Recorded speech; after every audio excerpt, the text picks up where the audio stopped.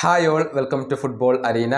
ബ്രസീലിന് വേണ്ടി ഒരുപാട് കാലം കളിച്ച ഫിലിപ്പെ ലൂയിസ് എന്ന താരത്തെ ആരാധകർ മറക്കാൻ സാധ്യതയില്ല. ഇപ്പോൾ അദ്ദേഹം പരിശീലക വേഷത്തിലാണ് ഉള്ളത്.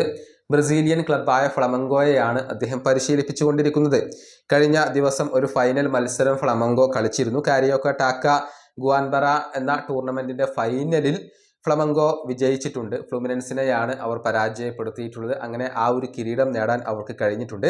ഫിലിപ്പെ ലൂയിസ് 6 മാസങ്ങൾക്ക് മുന്നേയായിരുന്നു ഫ്ലമംഗോയുടെ പരിശീലകനായിക്കൊണ്ട് ചുമതലയേറ്റത്. അതിനുശേഷം അദ്ദേഹത്തിന് കീഴിൽ ഫ്ലമംഗോ നടത്തിയ ഒരു കുതിപ്പുണ്ട്. അത് എടുത്തു പറയേണ്ട ഒന്ന് തന്നെയാണ്. കാരണം ഈ 6 മാസത്തിനിടെ 3 കിരീടങ്ങൾ ഫിലിപ്പെ ലൂയിസിന് കീഴിൽ ഫ്ലമംഗോ നേടിയിട്ടുണ്ട് എന്ന് പറയുമ്പോൾ അദ്ദേഹത്തിൻ്റെ മികവ് എത്രത്തോളം ഉണ്ട് എന്നുള്ളത് അതിൽ നിന്നും വളരെ വ്യക്തമാണ്.